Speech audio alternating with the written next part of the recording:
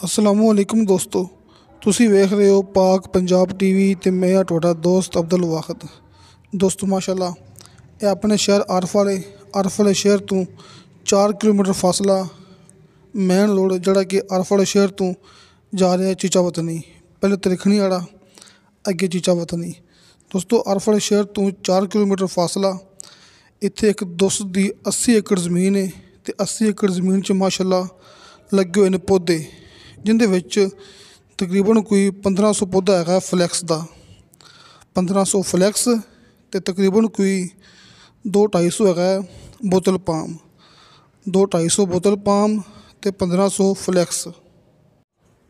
ये वीडियो दोस्तों आप माजरा चाहते हैं कि वीडियो थोड़ी क्लीयर नहीं हैगी, क्योंकि बज़ दफ़ा वीडियो बनाने च थोड़ा जिहा फ़र्क आ जाता है, लेकिन इंशाअल्लाह आप थोड़ी मुकम्मल तसल्ली करावांगे।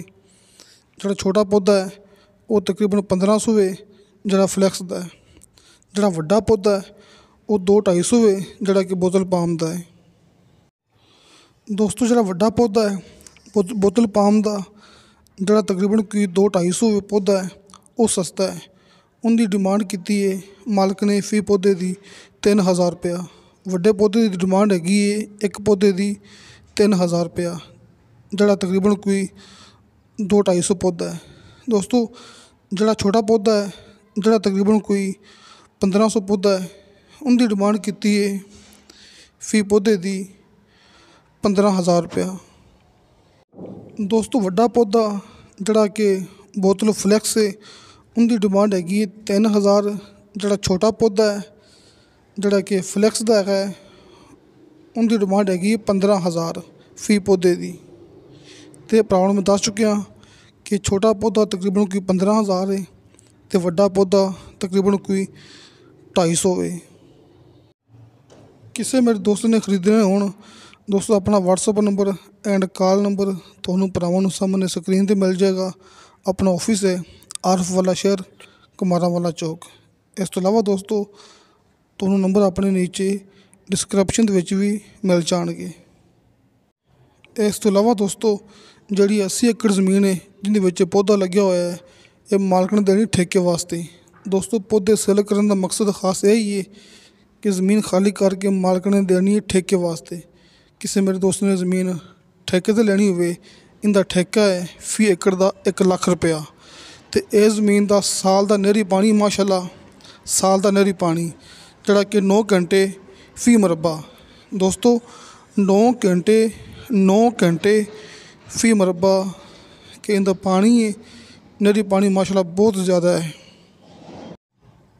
9 घंटे फी मरबा नहरी पानी, 2 ट्यूबल मौजूद ने ते ठेका 1 लाख रुपया फी एकड़ का। आरफ वाले शहर तो 4 किलोमीटर फासला, 80 किले ज़मीन है, पौधे भी सेल करने ने ते ज़मीन ठेके ते भी देनी है। अपना WhatsApp number and call number तुहानूं भरावां नूं सामने स्क्रीन पर नज़र आ जाएगा।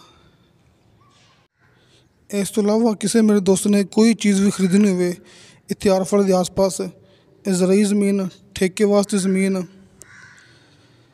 घर प्लाट, कार्नर प्लाट इंतहाई मुनासिब कीमत विच अपने कोल है ने इत्थे आरफ वाले शहर के आस पास। दोस्तों अपना काम है ज़िला पाकपतन ते ज़िला बहावलनगर। तुहानूं इत्थे ज़राई ज़मीन, बंजर ज़मीन, गैर आबाद ज़मीन ते घर प्लाट वगैरह मिल सकते हैं। दोस्तों तुहानूं साडी वीडियो पसंद आवे साडी वीडियो लाइक ते शेयर ये ज़रूर करो ते अपने बेहतरीन जजमेंट से लेके भेजो, क्योंकि दोस्तों अपना एक काम है, अपना माशाअल्लाह दफ्तर है आरफ वाले शहर च। आप वैसे मूवी नहीं बनाते है, आप जी चीज़ विखाने दोस्तों वो सेल करनी होंदी है।